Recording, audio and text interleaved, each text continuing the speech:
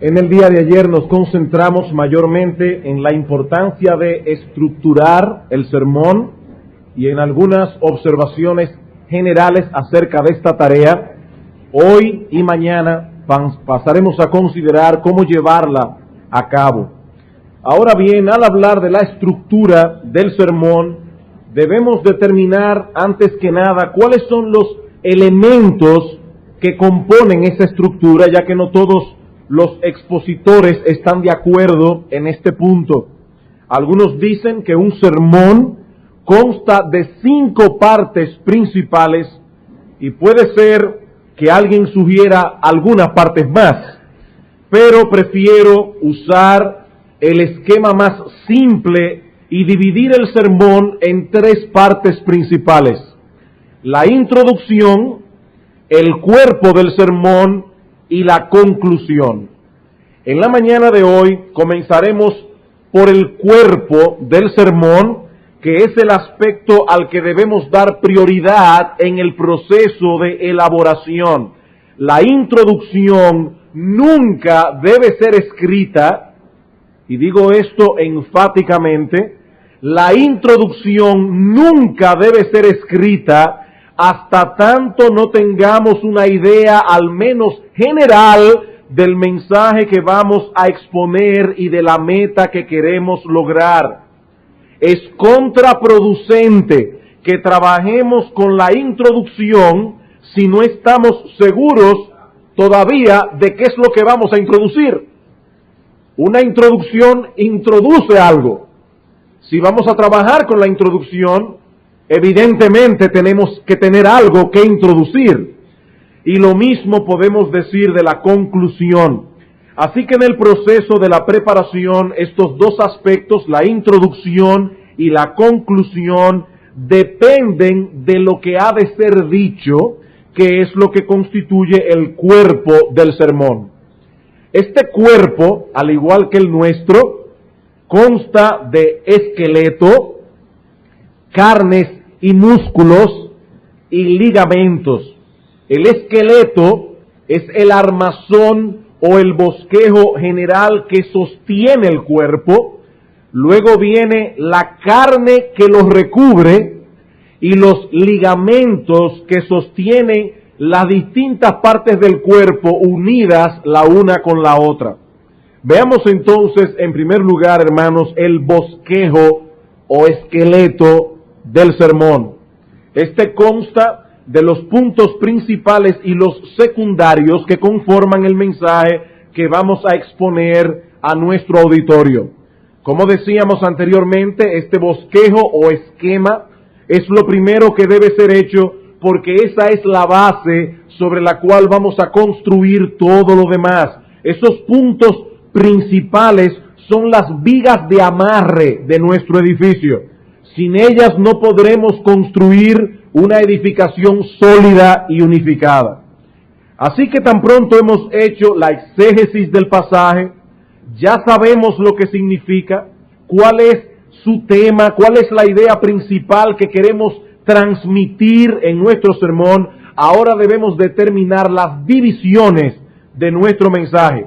Y para hacer esta labor, he aquí algunos principios que debemos tomar en cuenta. En primer lugar, las divisiones del sermón deben girar en torno a la idea principal que estamos tratando de comunicar en el sermón. Una vez conocemos el proceso de pensamiento del autor sagrado y el mensaje que su texto comunica, ahora estamos listos para formular una proposición que queremos comunicar a nuestro auditorio y que vamos a desarrollar a través de estas divisiones principales del sermón. Por ejemplo, aquí en la iglesia, en estos domingos, estamos en la mañana exponiendo la carta de Pablo a los Efesios. Así que no se extrañen si alguno de los ejemplos que vamos a tomar, los vamos a tomar de la carta de Pablo a los Efesios. Vayamos por un momento al capítulo 4. Efesios, capítulo 4. Vamos a suponer que nosotros estamos exponiendo esta carta expositivamente a la iglesia, domingo tras domingo, y llegamos a Efesios 4, 17 al 24. Dice Pablo, esto pues digo y requiero en el Señor, que ya no andéis como los otros gentiles, que andan en la vanidad de su mente, teniendo el entendimiento entenebrecido, ajenos de la vida de Dios por la ignorancia que en ellos hay, por la dureza de su corazón, los cuales después que perdieron toda sensibilidad, se entregaron a la lascivia para cometer con avidez toda clase de impureza. Mas vosotros no habéis aprendido así a Cristo, si en verdad lo habéis oído y habéis sido enseñados por Él, conforme a la verdad que está en Jesús. En cuanto a la pasada manera de vivir, despojaos del viejo hombre que está viciado, conforme a los deseos engañosos, y renovaos en el espíritu de vuestra mente, y vestíos del nuevo hombre, creado según Dios en la justicia y santidad de la verdad. Nosotros estamos estudiando este texto, y vemos que Pablo nos enseña allí que los cristianos deben mostrar en la forma como viven que son esencialmente distintos de los no cristianos. ¿Qué dice en el versículo 17? Esto pues digo y requiero en el Señor, que ya no andéis como los otros gentiles, que ya no andéis como los paganos. Versículo 20, vosotros no habéis aprendido así a Cristo. Los cristianos no deben vivir como viven los no cristianos. Eso es básicamente lo que Pablo está diciendo aquí. Esa es la idea que nosotros queremos transmitir en nuestro mensaje. La división del texto puede ser la siguiente. Sugiero este bosquejo. Punto número 1, la vida del hombre sin Cristo. ¿Qué dice Pablo allí? Esto pues digo y requiero en el Señor, ya no andéis como los otros gentiles. ¿Y cómo andan ellos? En la vanidad de su mente, teniendo el entendimiento entenebrecido, ajeno de la vida de Dios, etcétera. Entonces nuestro primer punto en el sermón es la vida del hombre sin Cristo. Y aquí yo puedo poner algunos subpuntos dentro de ese punto. En primer lugar, su problemática particular, andan en la vanidad de su mente. ¿Cuál es el problema de los gentiles, de los hombres sin Cristo? Andan en la vanidad de su mente, versículo 17. ¿Cuál es la causa de esta problemática? Versículo 18. Tienen el entendimiento entenebrecido, son ajenos a la vida de Dios por la ignorancia que en ellos hay, por la dureza de su corazón. ¿Y cuál es la consecuencia de este andar? Versículo 19, después que perdieron toda sensibilidad, se entregaron a la lascivia para cometer con avidez toda clase de impureza. Así que tenemos, punto número 1, la vida del hombre sin Cristo. Su problemática, versículo 17, su causa, versículo 18, su consecuencia, versículo 19. Punto número 2, la nueva vida de aquellos que están en Cristo. Mas vosotros no habéis aprendido así a Cristo. Hay un contraste. Evidentemente Pablo va a pasar a hablar de otra cosa dentro de la idea principal que le está exponiendo. Ustedes no aprendieron así a Cristo si en verdad le habéis oído y habéis sido enseñados por Él conforme a la verdad que está en Jesús. Tristemente la Reina Valera no transmite exactamente la idea del original cuando da estos verbos que siguen del versículo 22 al 24 como mandatos, cuando en realidad en el texto griego son infinitivos. En otras palabras, los que tienen la versión de las Américas podrán ver eso más claro. Lo que Pablo está diciendo allí, ustedes no aprendieron así a Cristo. ¿Qué aprendieron de Cristo? Aprendieron a despojarse del viejo hombre, a renovarse en el espíritu de vuestra mente y a vestirse del nuevo hombre. Eso fue lo que aprendimos de Cristo. Y por eso debemos andar en una manera distinta. Así que yo tengo aquí mis punto número 2, la nueva vida de aquellos que están en Cristo, y tengo 3 subpuntos. Primero, es una vida centrada en Cristo, versículo 20, vosotros no habéis aprendido así a Cristo. Pablo no está diciendo vosotros no habéis aprendido así acerca de Cristo, no. Ustedes aprendieron a Cristo mismo, es una vida centrada en Cristo. B, es una vida guiada por la verdad de Cristo, versículo 21. C, es una vida transformada, versículos 22 al 24. Ahí tenemos ya nuestro bosquejo. La vida del hombre sin Cristo, descrita en los versículos 17 al 19, sirve de trasfondo al cambio extraordinario que se ha operado en nosotros ahora que estamos en Cristo, cambio que Pablo describe en los versículos 20 al 24. Cada división principal y cada una de las subdivisiones surgen del texto y giran en torno a la idea principal. Así que, ¿cuál es el primer principio, hermanos, al bosquejar? Que cada punto y cada subpunto debe girar en torno a esa idea principal que estamos tratando de comunicar en nuestro sermón. En segundo lugar, las divisiones deben disponerse de tal manera que indiquen progresión de pensamiento.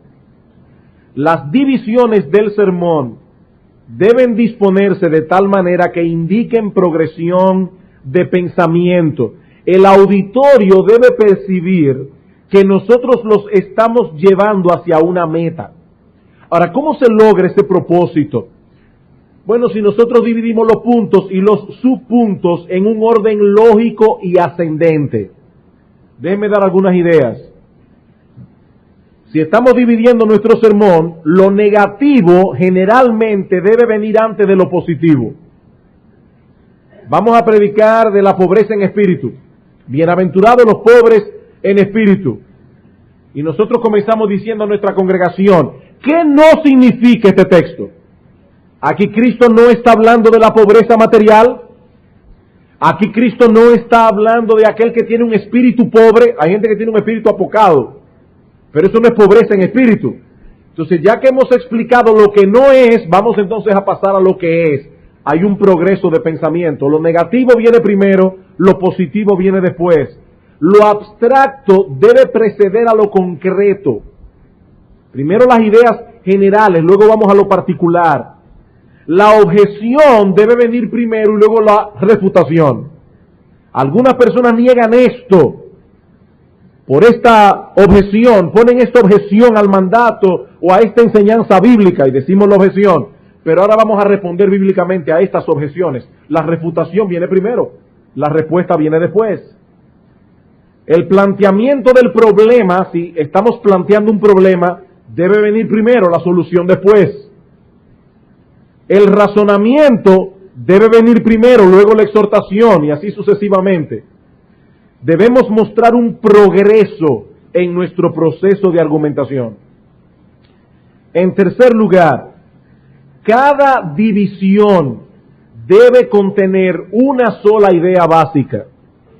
Cada división debe contener una idea básica. ¿Y eso qué significa, hermanos? Que debemos evitar que un punto penetre en el terreno del otro. Y eso es un mal muy común que cometemos a veces los predicadores. Déjenme poner un ejemplo. Estas cosas se explican mejor con un ejemplo que con una idea general. Estamos exponiendo primero a los Corintios capítulo 13. Bueno, un bosquejo tentativo, vamos allí a 1 Corintios 13, el gran capítulo del amor. Un bosquejo tentativo puede ser el siguiente. Punto número 1, la preeminencia del amor, versículos 1 al 3. Si yo hablase lenguas humanas y angélicas y no tengo amor, vengo a ser como metal que resuena o címbalo que retiñe. Si tuviese profecía y entendiese todos los misterios y toda ciencia, y si tuviese toda la fe de tal manera que trasladase los montes, y no tengo amor, nada soy. Y si repartiese todos mis bienes para dar de comer a los pobres, y si entregase mi cuerpo para ser quemado, y no tengo amor, de nada me sirve. El amor es superior, el amor es preeminente. Eso es lo que Pablo está diciendo aquí. Punto número 2 de mi sermón, las características del amor, versículos 4 al 7. El amor es sufrido, es benigno, el amor no tiene envidia, el amor no es jactancioso, no se envanece, no hace nada indebido, no busca lo suyo. ¿Qué Pablo está haciendo aquí? Describiendo el amor. Punto número 3, la permanencia del amor, versículos 8 al 13. El amor nunca deja de ser, pero las profecías se acabarán. Perdón, se me fue con la brisa. Las profecías se acabarán las lenguas, la ciencia acabará, pero el amor sigue. Esa es la idea. Entonces, ¿qué tenemos aquí? La preeminencia del amor, versículos 1 al 3. Las características del amor, versículos 4 al 7. La permanencia del amor, versículos 8 al 13. Cada división contiene una sola idea básica que es independiente de las demás. Ahora vamos a alterar un poco nuestro bosquejo y vamos a añadirle un punto más y veamos cómo el bosquejo pierde fuerza y se hace confuso cuando un punto penetra en el terreno del otro. El bosquejo que propongo ahora tiene 4 puntos. Primer punto, la preeminencia del amor, versículos 1 al 3. Segundo punto, las características del amor, versículos 4 al 7. Tercer punto, la continuidad del amor, versículos 8 al 12. Cuarto punto, la duración del amor, versículo 13. Y ahora permanecen la fe, la esperanza y el amor, estos 3, pero el mayor de ellos es el amor. En este último bosquejo, el punto 3 y el 4 se solapan. Se solapan. Por cuanto la idea de duración ya está incluida en la de continuidad. Ya está incluida. En este caso, la duración del amor debe ser tratado como un subpunto de la continuidad, pero no como un punto aparte. Esta es una falta común que confunde al auditorio y dificulta el progreso del sermón. Algunos en la audiencia sentirán que estamos enchivados, que no estamos avanzando hacia ningún sitio, porque la idea que hemos dado como diferente es la misma que dimos antes, o está contenida en la idea que hemos dicho antes, y puede ser que otros en la audiencia no estén captando, y no lo van a captar la distinción que hay, porque no hay distinción entre un punto y otro, y eso los distraerá. Nosotros vamos a seguir adelante, pero ellos se quedarán atrás pensando, ¿y qué diferencia hay entre una cosa y la otra? Eso confunde, eso distrae. Así que, hermanos, cada división debe ser una idea aparte de la otra, independiente. Sigue una secuencia de pensamiento conectada con la idea principal, pero es independiente. Es una idea más que estamos dando del mensaje que estamos tratando de comunicar. En cuarto lugar, las divisiones principales deben ser pocas. Las divisiones principales del sermón deben ser pocas. En cierta ocasión, el puritano Richard Baxter, muy gran hombre de Dios, sus sermones son excelentes, pero predicando un sermón al estilo puritano, el sermón tenía 65 puntos. Bueno, hermanos, esto es una tremenda exageración. Eso es una tremenda exageración. ¿Quién sigue un sermón así? Las divisiones deben ser pocas, un mínimo de 2, obviamente. Si no hay nada más una, ya no hay división. Un mínimo de 2, no más de 5 en la generalidad de los casos. No más de 5 en la generalidad de los casos. Si un pasaje o tema requiere de más divisiones para exponerlo adecuadamente, es posible que lo que tenemos allí es demasiado material para más de un sermón. Para más de un sermón. Alguien dijo al respecto, a mayor número de puntos, menos posibilidades existen de que una persona de memoria normal los recuerde una vez la predicación ha concluido. Ahora, en esto, hermanos, hay predicadores que están esclavizados a los sermones de 3 puntos. Generalmente los puntos de 3 sermones se manejan muy bien. Muy bien. Yo no tengo nada en contra de los sermones de 3 puntos. Nos permite abrir la idea, ampliarla y concluirla. Entonces está muy bien un sermón de 3 puntos, pero no nos esclavicemos a ese esquema. Hay personas que cuando en su texto solo tienen 2 puntos, jalan por los moños otro para que tenga 3. Oí de alguien que estaba hablando, yo no me acuerdo de qué cosa, y de repente dijo, y en tercer lugar, vamos a hablar de la mujer samaritana para que tenga 3 puntos. No, pero es que si no tiene nada que ver la mujer samaritana, no lo entre ahí. No se esclavice a un esquema. Un sermón puede tener 2 puntos, o puede tener 4, o puede tener 5. En quinto lugar, las divisiones principales y secundarias deben estar estrechamente relacionadas entre sí y seguir una pauta uniforme. Hermanos, esto es muy importante. Las divisiones principales y secundarias deben estar estrechamente relacionadas entre sí y seguir una pauta uniforme. Si la primera división está en forma de frase, es preferible que las otras tengan esa misma forma.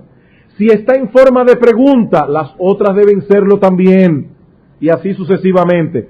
En el sermón del pastor Salvador Gómez ayer en la tarde, su primer punto fue: ¿de qué clase de tiempo nos está hablando Pablo aquí? Segundo punto: ¿qué debemos hacer con el tiempo? Aprovechar el tiempo. ¿Qué significa aprovechar el tiempo? En tercer lugar, ¿cómo podemos hacer esto? 3 preguntas que nosotros podemos recordar. De hecho, yo no tengo aquí en mis notas el sermón que él predicó, pero lo recuerdo. Son 3 puntos fáciles de seguir. Pero esto es más fácil de ejemplificar que de explicar. Por eso vamos a dar un ejemplo. Supongamos, hermanos, que vamos a exponer Juan capítulo 7, versículos 37 al 38. Las palabras de invitación del Señor a los sedientos. Si alguno tiene sed, venga a mí y beba. El que cree en mí, como dice la Escritura, de su interior correrán ríos de agua viva. Yo propongo el siguiente bosquejo. Primer punto: el contexto de la invitación en el último y gran día de la fiesta. Juan fue cuidadoso en decirnos cuál es el momento histórico en que esta invitación se dio. Y eso era importante porque en ese último y gran día de la fiesta, el sumo sacerdote iba al estanque de Siloé, sacaba agua del estanque, la arrojaba en el altar, recordando todas aquellas promesas del Antiguo Testamento que hablaban del manantial de agua viva que iba a brotar cuando el Mesías llegara. Muy probablemente Cristo dio esta invitación luego de ese acto del sumo sacerdote. Eso da sentido a la invitación. Él está diciendo: yo soy el agua viva que tipifica el estanque de Siloé. Entonces, primer punto, el contexto de la invitación. Segundo punto, los destinatarios de la invitación, si alguno tiene sed. Tercer punto, el contenido de la invitación: venga a mí y beba. Cuarto punto, la promesa de la invitación: el que cree en mí, como dice la Escritura, de su interior correrán ríos de agua viva. Estos encabezados siguen una pauta uniforme. No sería lo mismo si dividimos el texto de la siguiente manera. Primer punto: ¿cuándo pronunció el Señor estas palabras? Segundo punto: los pecadores tienen sed. Tercer punto: la salvación es por fe. Cuarto punto: ¿cómo la salvación que Cristo ofrece es hacia el pecador? Ese bosquejo es más difícil de recordar. Mucho más difícil porque no sigue una estructura paralela. Para las personas en el auditorio es más fácil de visualizar y recordar el contexto, el contenido, el contexto, los destinatarios, el contenido y la promesa. Mucho más fácil, porque esos puntos siguen una pauta uniforme. Una cosa más en cuanto a las divisiones, y es que los encabezados del sermón deben comunicar una idea completa, de manera que su significado sea captado de inmediato por nuestro auditorio. Es posible que en sus notas el predicador solo escriba una palabra o dos en su sermón, pero al comunicarlo al auditorio debe hacerlo como una idea completa. Por ejemplo, alguien propone el siguiente bosquejo acerca de los títulos descriptivos de la palabra de Dios que aparecen en la misma Biblia. En sus notas, el predicador limitó sus puntos principales a una sola palabra. Primer punto: pan. Segundo punto: lámpara. Tercer punto: martillo. Cuarto punto: espada. Él está usando los títulos descriptivos que usa la Biblia para describirse ella misma. Y él solo escribió en su nota: pan, lámpara, martillo, espada. Sin embargo, es preferible que al enunciar sus encabezados, este predicador los presente como idea completa. Por ejemplo, uno de los símiles que la Escritura usa para referirse a sí misma es el del pan. Ahora fíjense, en sus notas él solo tiene una palabra: pan. Pero él no puede pararse aquí y decir: primer punto, pan. Eso la gente no sabe de qué le está hablando. O puede perderse. Es preferible que lo enuncie como una idea completa. El primer símil que vamos a estudiar en esta mañana y que la Biblia usa para referirse a sí misma es el símil del pan. Debe ser enunciado como una idea completa y así resulta más esclarecedor para la congregación. Pero no podemos seguir ampliando este asunto del bosquejo. Recomiendo, hermanos, leer los principios contenidos en el Tratado sobre la Predicación de Juan Brodus, está en español. También el volumen 1 de Ministros de Jesucristo por José María Martínez. También recomiendo el libro de James Braga, Cómo preparar mensajes bíblicos en ese asunto de las divisiones del sermón. Estoy recomendando particularmente ese capítulo, creo que puede ser muy útil. Pero hermanos, un cuerpo no solo tiene huesos.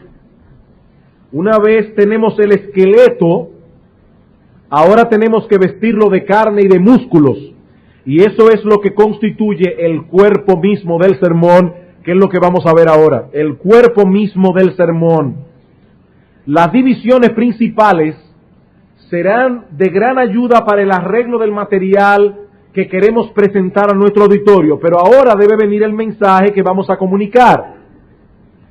Este consta de los siguientes componentes: exégesis, explicación, argumentación, ilustración y explicación. Y hermanos, casi todos estos componentes, y algunas veces todos ellos, serán incluidos en cada punto del sermón. Estos componentes que yo he mencionado ahora, casi todos y en algunas veces todos ellos, estarán en cada punto del sermón. Eso es lo que va a ser la carne del punto. Exégesis, explicación, argumentación, ilustración y aplicación. Alguien lo explicó de esta manera. Exégesis, esto es lo que el texto dice. Explicación, esto es lo que significa. Argumentación, es por esto que debo creerlo y obedecerlo. Ilustración, es así como luce, o es a esto que se parece. Aplicación, eso es lo que yo debo hacer con esto. Veamos cada uno de estos por separado. Por razones prácticas vamos a unir los primeros dos componentes: exégesis y explicación. Exégesis y explicación. La palabra exégesis es una palabra griega que significa literalmente guiar hacia afuera. Hacia afuera, ago, guiar hacia afuera. Eso es un exégesis. Por eso algunas personas dicen que hay predicadores que no hacen exégesis, sino eisegesis. Eis significa hacia adentro. Ellos no sacan el significado, sino que le meten cosas que el texto no tiene. Pero nosotros no debemos hacer eisegesis, sino exégesis. Debemos guiar hacia afuera. ¿Y qué es lo que debemos guiar hacia afuera? El significado del texto. De ahí que la palabra se usa como sinónimo de interpretar. Si queremos que nuestra predicación cumpla con su propósito esencial, debemos interpretar y explicar a nuestra congregación el significado del texto. De Pablo dice Lucas en Hechos 17:3 que en Tesalónica declaró la Escritura. Y esa palabra que aparece allí significa literalmente abrir. Pablo abrió la Escritura delante de su gente.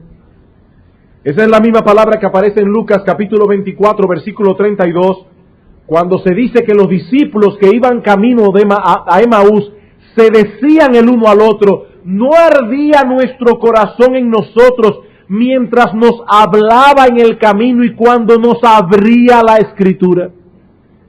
Y eso sucede, hermanos, cuando nosotros estamos predicando a la iglesia la palabra de Dios y de repente los hermanos que han leído tal vez el texto que nosotros vamos a exponer muchísimas veces, de repente lo ven como nunca antes lo habían visto. el significado se abre como una flor delante de ellos. El corazón de los verdaderos cristianos comienza a arder. ¡Wow! Yo nunca había visto todo esto, no porque no estaba allí, sino porque ellos no tenían los instrumentos, los recursos y los dones que tú y yo tenemos para explicárselo. Y el corazón de los cristianos comienza a arder cuando ellos comienzan a entender mejor la palabra de Dios. Ese texto que ellos veían en blanco y negro, ahora lo ven a colores. Y el corazón arden. He ahí, mi hermano, lo que tú y yo estamos llamados a hacer delante de la congregación. Debemos abrirles el significado del texto bíblico. Ellos deben ver claramente el significado en nuestra exposición. Para hacer eso, es muy probable que algunas palabras claves del texto tengan que ser explicadas para esclarecer significados o énfasis que no están tan claros en español. ¿Qué fue lo primero que hizo el pastor Salvador Gómez ayer cuando expuso Efesios 5, 15 al 16? Decirnos cuál es el significado de la palabra aprovechar, cuál es el significado de la palabra tiempo. Esas dos palabras son claves. Si él no nos explica que la palabra aprovechar significa comprar y que el tiempo allí son las oportunidades, nosotros no vamos a entender el texto como debemos entenderlo. Usted está predicando de la parábola de los talentos. ¿Qué van a pensar los hermanos de la iglesia? Inmediatamente en los talentos que nosotros tenemos, cantar, pintar. Tenemos que explicarle que el talento es una moneda. Porque si ellos no saben eso, no van a entender el significado del texto. Es una moneda. Lo mismo que las minas. La parábola de las 10 minas. Inmediatamente los hermanos se van a imaginar a Cristo dándole a una gente una cueva y a otra gente 10 cuevas. Pero no, las minas son monedas. Si ellos no entienden eso, no van a comprender adecuadamente el significado del texto. O supongamos que estamos predicando de la tercera bienaventuranza, bienaventurados los mansos.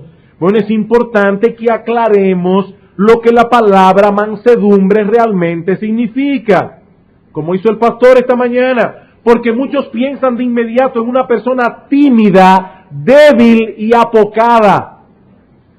Tenemos que explicar a los hermanos que esa no es la idea que la palabra comunica. Un manso no es un menso. Debemos explicar a nuestro auditorio que esta palabra significa poder bajo control. Tal vez sea bueno añadir que se usaba en aquellos días para referirse a un caballo que ha sido domado. Así que una persona mansa no es débil, tímida y apocada, sino más bien alguien cuya fuerza la tiene bajo dominio, alguien que tiene autocontrol. Entonces ya los hermanos pueden saber qué es lo que el texto enseña. Tenemos que explicar algunas palabras claves. En otros casos será necesario comentar algo del trasfondo histórico o de las costumbres de aquellos días. Por ejemplo, si estamos exponiendo la historia del paralítico que fue descolgado del techo para que Cristo lo sanara, hermanos, eso no tiene mucho sentido para nuestros hermanos hoy. Porque nuestras casas están construidas con techos de zinc, de madera o de cemento. Imagínense que yo estoy aquí hablando de esta historia y los hermanos mirando para arriba. ¿Cómo fue que hicieron eso? ¿Cómo bajaron ese hombre por el techo? Tenemos que explicar a los hermanos que muy probablemente esta casa tenía una escalera exterior que subía a la azotea, porque eso era algo muy típico en aquellos días. Tenemos que explicarles cómo se hacían los techos. Eran fáciles de destechar. De hecho, eso es lo que el texto dice literalmente. Destecharon el techo, porque era fácil de destechar. Otras veces tendremos que explicar algunos conceptos teológicos. Por ejemplo, si vamos a exponer Romanos capítulo 5, versículo 1, justificados pues por la fe, tenemos paz para con Dios. Bueno, es necesario que nos detengamos a explicar lo que es la justificación.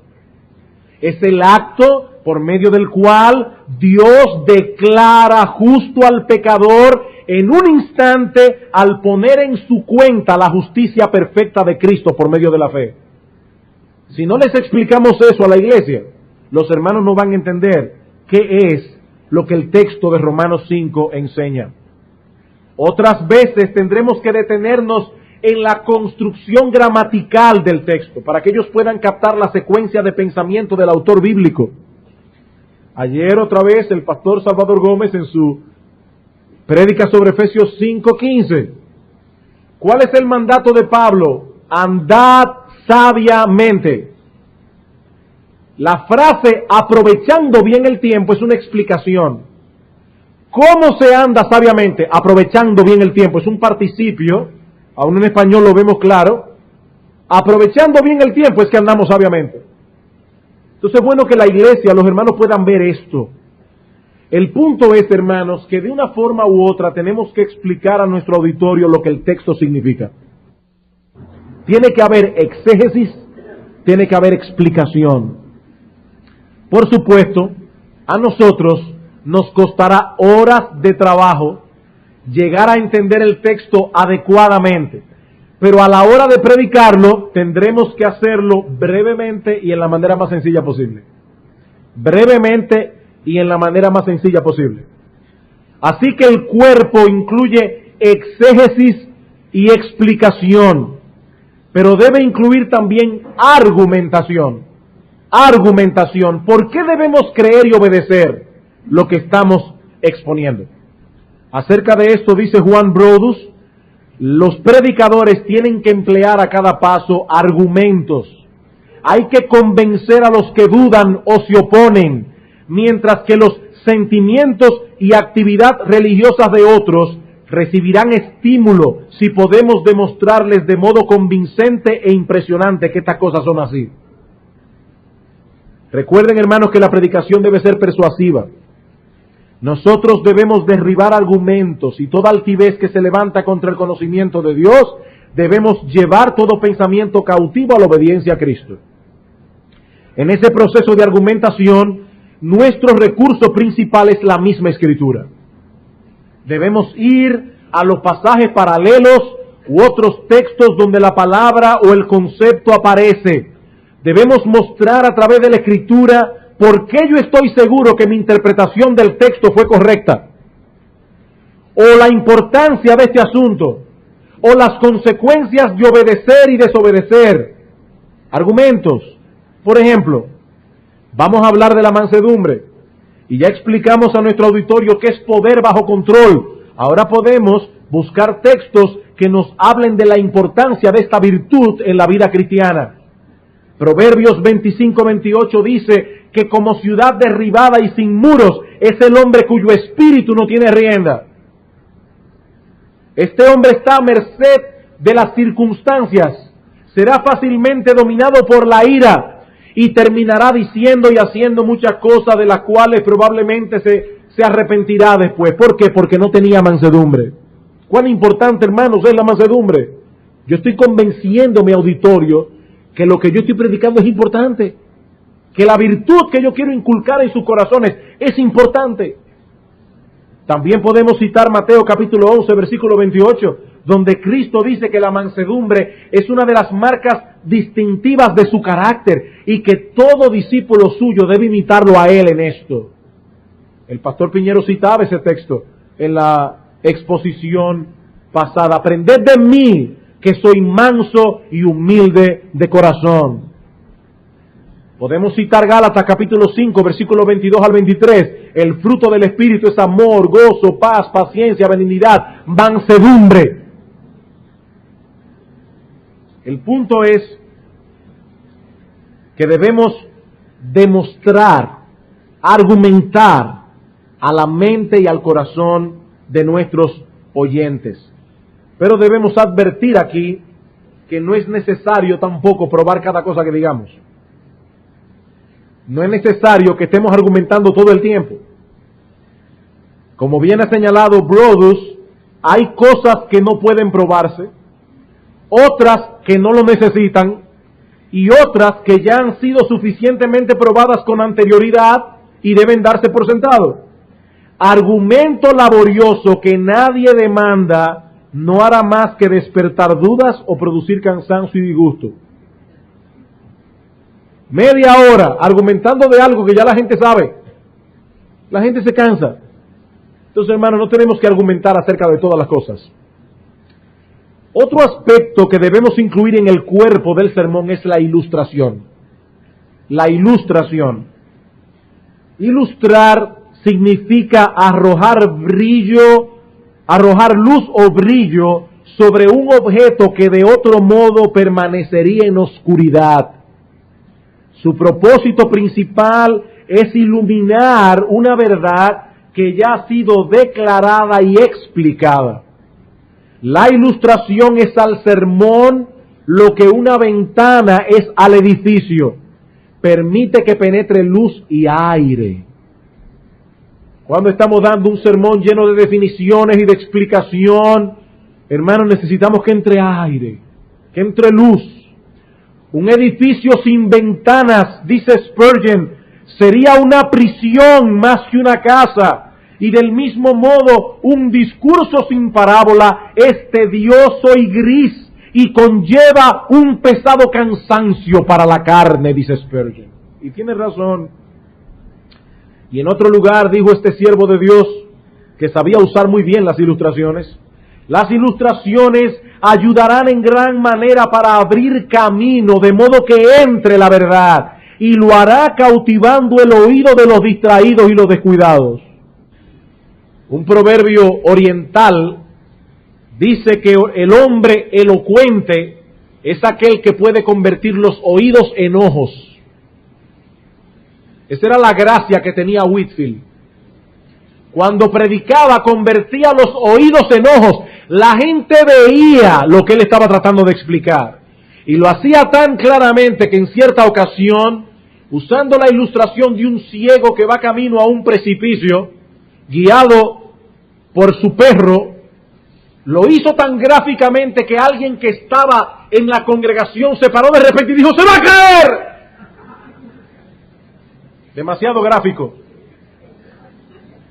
Las ilustraciones sirven para clarificar la verdad, para enfatizar la verdad y para hacerla accesible a la mente de nuestro auditorio. Ya entiendo. Ahora bien, hermanos, al usar las ilustraciones en el sermón, debemos cuidarnos de no abusar de ellas. Debemos cuidarnos de no abusar de ellas, cosa que debemos reconocer con tristeza ocurre frecuentemente. No debemos usar las ilustraciones para manipular a nuestro auditorio. Hay personas que llenan su sermón de historias tristes y fantásticas y la gente sale llorando. Pero esa no es la idea. No debemos usar la ilustración para manipular. Una cosa es persuadir, otra cosa es manipular. La persuasión entra a través del entendimiento.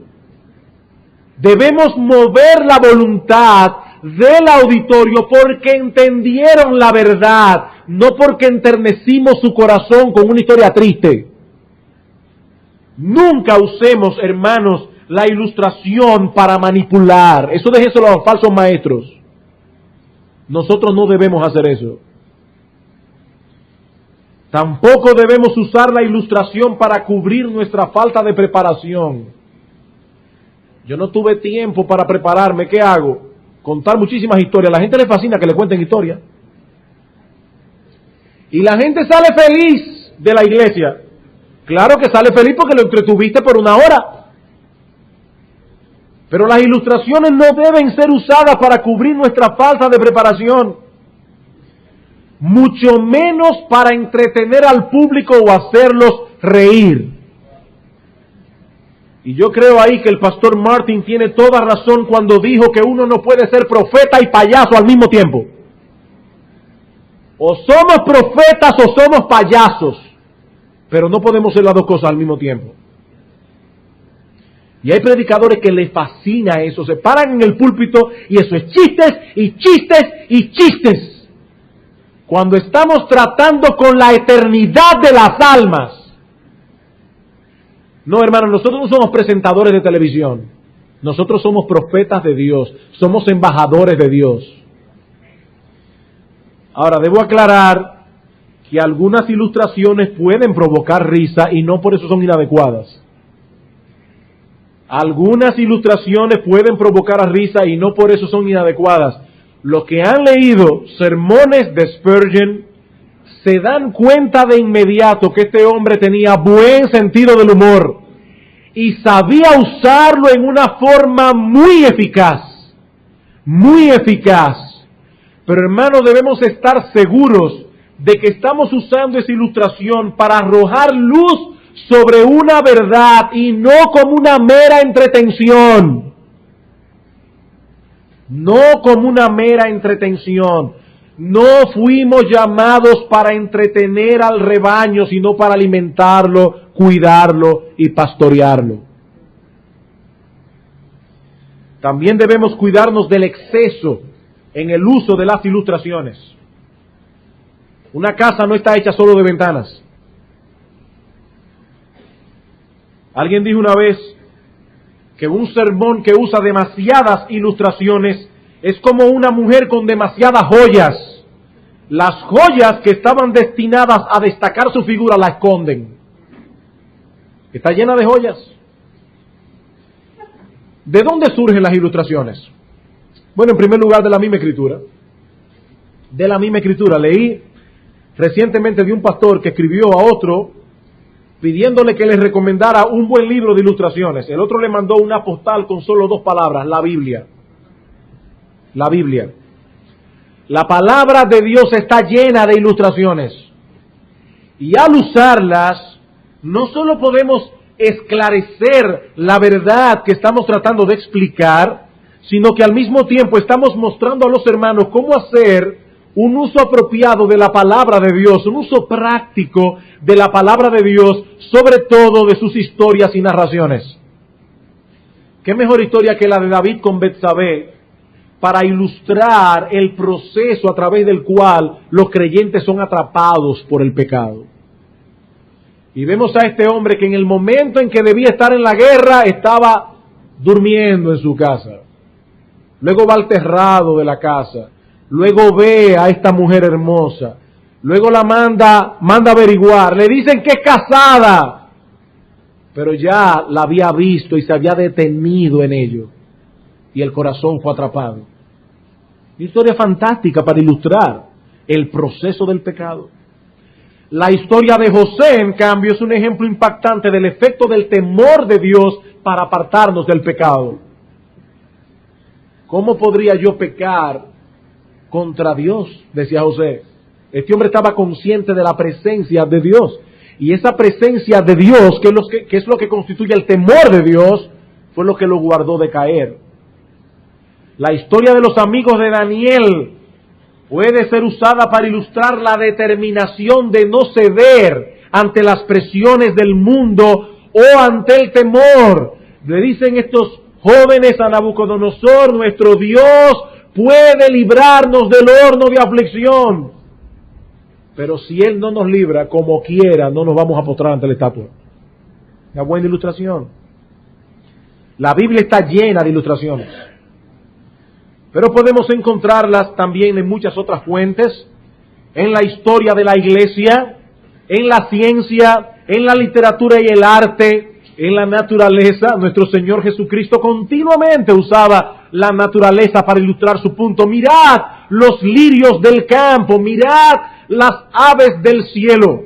Qué sencillez, pero qué impactante.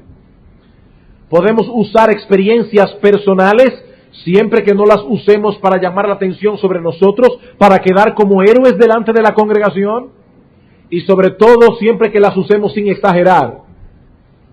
Hay personas que adornan sus historias personales y la hacen más fantástica de la cuenta.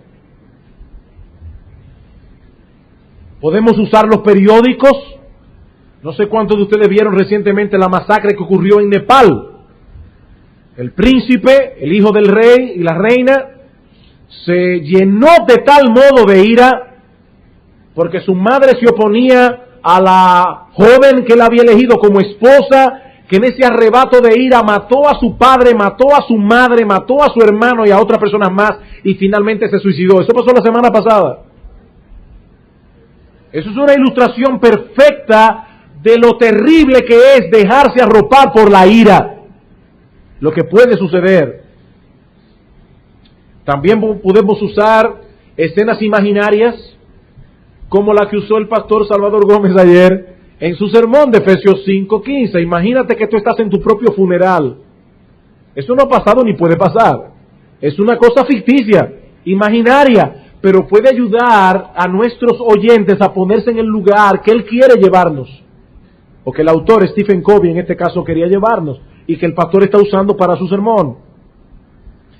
También podemos valernos de citas de otros autores. Estas impresionan la mente del oyente soportando una verdad y añaden autoridad a lo que decimos.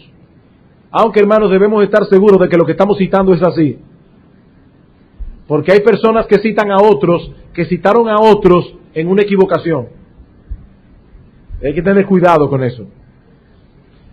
Eso pasa mucho con las estadísticas. Recuerdo haber leído hace muchos años atrás de una estadística que decía el 30% de los profesores de la Universidad de Johns Hopkins que dan tal materia, el 30% se han casado con estudiantes del plantel. Resultó que habían 3 estudiantes femeninas en ese plantel y uno de los profesores se casó con una de ellas, el 30%, pero realmente es una estadística engañosa. Hay que tener cuidado con el uso de las estadísticas.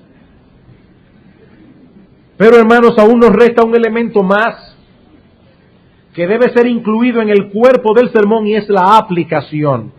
Es la aplicación. ¿Qué es lo que vamos a hacer con la verdad predicada?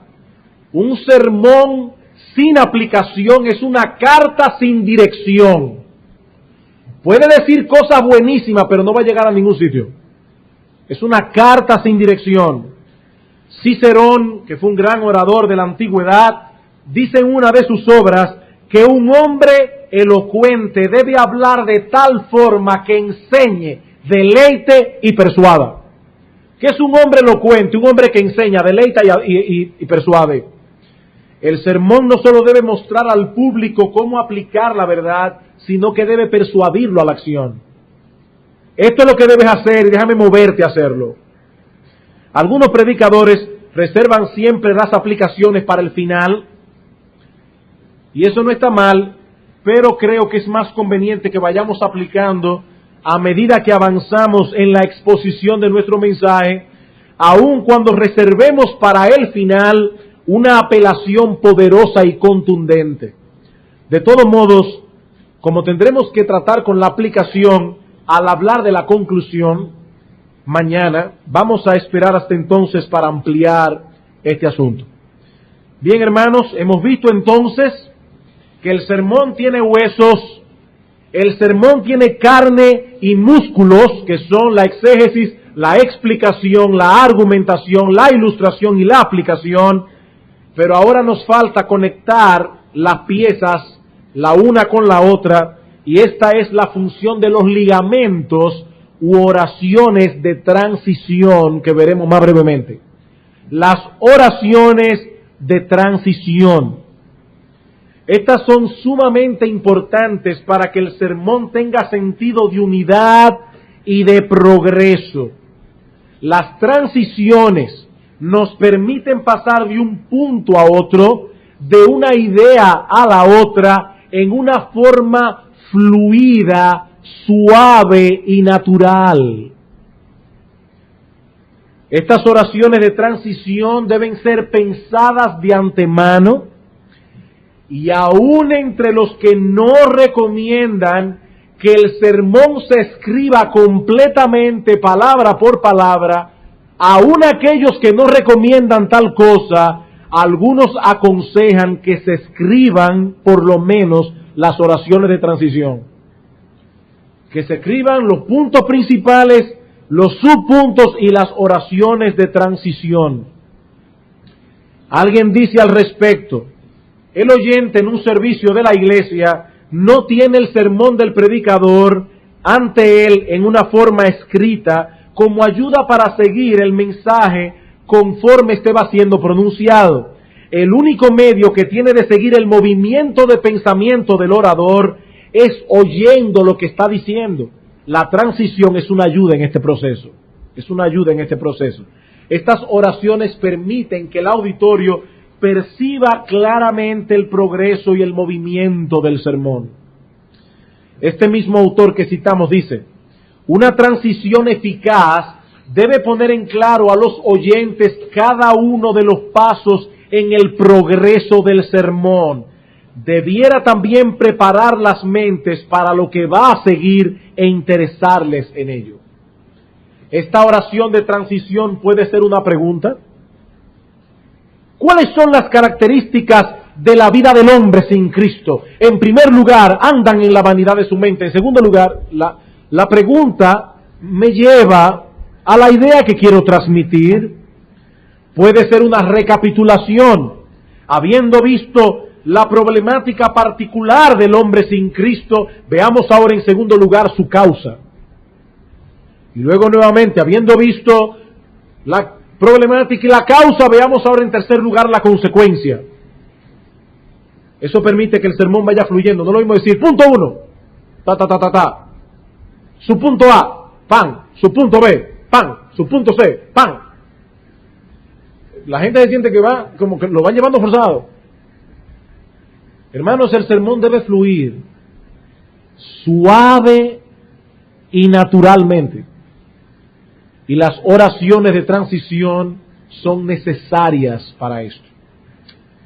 Bien, hermanos, he aquí algunos principios generales para la confección del cuerpo del sermón. Mañana, Dios mediante, estaremos considerando la introducción y la conclusión.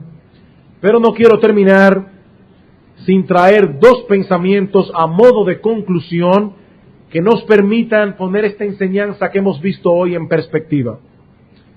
En primer lugar, hermanos, la predicación es un don que debe ser desarrollado. La predicación es un don que debe ser desarrollado. Algunas personas escuchan todo esto y dicen, bueno, si esto es así, yo nunca podré hacer un sermón. No, mi hermano, si Dios te dio el don, ahora tú tienes la responsabilidad de usar estas reglas para desarrollar tu don. Nota lo que dice Pablo en 1 Timoteo capítulo 4. 1 Timoteo capítulo 4, versículo 13 al 16. Entre tanto que voy, ocúpate en la lectura, la exhortación y la enseñanza. No descuides el don que hay en ti. Es un don que Timoteo recibió de parte de Dios, pero que él no debía descuidar. Versículo 15. Ocúpate en estas cosas, permanece en ellas para que tu aprovechamiento sea manifiesto a todos. Ten cuidado de ti mismo y de la enseñanza y de la doctrina. Ocúpate en estas cosas. Timoteo, no descuides tu don. Hermanos, nosotros tenemos la responsabilidad de desarrollar el don que Dios nos dio, de tal manera que nuestro aprovechamiento sea manifiesto a todos. Yo entiendo por qué hay predicadores. No lo apruebo, a menos que haya una causa justificada y que sea la voluntad de Dios y Él lo muestre de manera clara. Tampoco lo estoy condenando. Estoy simplemente diciendo un hecho. Entiendo por qué hay pastores que cada 5 años cambian de iglesia. Es que se gastan. Predicar a la misma iglesia domingo tras domingo de una manera fresca, eso exige mucho trabajo para que el predicador no se repita a sí mismo. Recuerdo aquella ilustración que usaba Spurgeon de los dos hermanos que se encuentran, dos hermanos de una iglesia diferente que se encuentran en la calle, y uno pecaminosamente comienza a quejarse con el otro de su pastor. Estoy cansado del pastor, es lo mismo todos los domingos. Todos los domingos parece la misma campana, ding dong, ding dong, ding dong.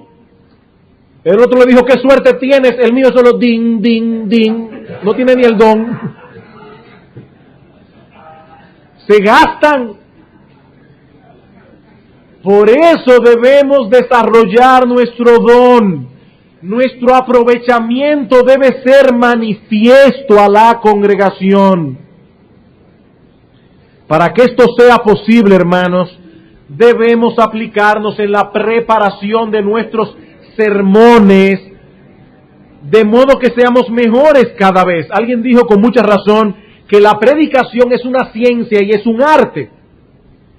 Es una ciencia porque posee ciertas reglas que debemos tomar en cuenta, como la que hemos dado aquí, pero es un arte porque mejora con la experiencia. Si nos quedamos enchivados en nuestros propios hábitos, no podremos hacer progreso. Hermanos, ¿cuántos de ustedes predican regularmente cada domingo? ¿Cuántos de ustedes predican regularmente cada domingo? Buen grupo que predica cada domingo. Yo sé, hermanos, que nosotros formamos hábitos de preparación. Y cuando viene una idea nueva, es difícil para nosotros que nos saquen del hábito.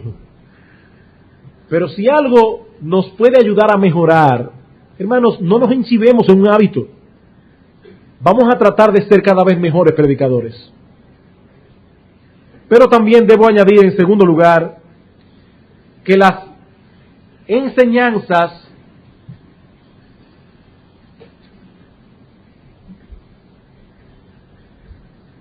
déjeme volver atrás otra vez. En segundo lugar, hermanos, la preocupación que tenemos por la estructura y el orden no debe atentar de ningún modo contra la pasión con que debemos entregar el sermón. Y el pastor Piñero habló algo de eso en la sesión pasada. Hay personas que le temen al orden y a la estructura porque piensan que eso puede restarles pasión. Y ciertamente hay predicadores muy ordenados, muy estructurados, que predican sin pasión. Pero esa falta de fervor no se debe al orden. Esa falta de fervor no se debe al hecho de que este hombre está predicando bajo una estructura. Es un problema de su corazón. Es un problema de su corazón. Dios es un Dios de orden y al mismo tiempo no es un Dios frío y sin sentimiento. Y es un Dios de orden. Algunas veces uno ve a uno de esos músicos, pianistas, sobre todo esos que incursionan, en el jazz. El jazz tiene mucho de improvisación. Y uno ve a este individuo ahí improvisando con su piano. Y eso parece como que fluye de una manera muy natural, que él está simplemente expresando su sentimiento a través de la música. Pero hermanos, es el conocimiento que ese hombre tiene del instrumento, es la técnica que él ha aprendido con el paso de los años, lo que le permite tocar naturalmente dentro de ese esquema musical y expresar sus sentimientos. Es que el individuo lo sabe hacer. Él conoce la técnica, él sabe cómo se toca ese instrumento y por eso puede improvisar también. La estructura, la técnica no debe atentar contra la naturalidad, contra la pasión, contra el fervor cuando entregamos el mensaje. Todo lo contrario, hermanos, cuando esa estructura forma parte de nuestra constitución, y al mismo tiempo amamos a Dios, y al mismo tiempo amamos la verdad que predicamos, y al mismo tiempo amamos las personas a las que ministramos, vamos a predicar un mensaje lógico, estructurado, pero al mismo tiempo con pasión y con fervor. Una cosa no atenta contra la otra.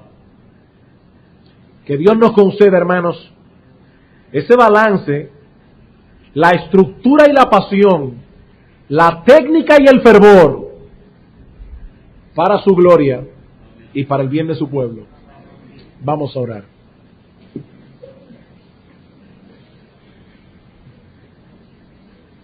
Te damos gracias, Señor y Dios nuestro, por darnos una vez más la oportunidad de ministrar a este grupo de siervos tuyos. Qué privilegio, Señor, para nosotros estar aquí, escuchar tu palabra, nutrirnos para ser mejores ministros de Jesucristo. Padre, que las cosas que estamos aprendiendo en esta conferencia no se quede en mera academia. Si queremos ser mejores predicadores del texto bíblico, no es porque estemos buscando fama, es porque estamos buscando y procurando glorificar más a nuestro Señor y beneficiar más a las almas que nos escuchan. Ven, oh Dios, ven y aplica estas cosas a nuestros corazones, porque te lo suplicamos a ti, en el nombre de Cristo. Amén.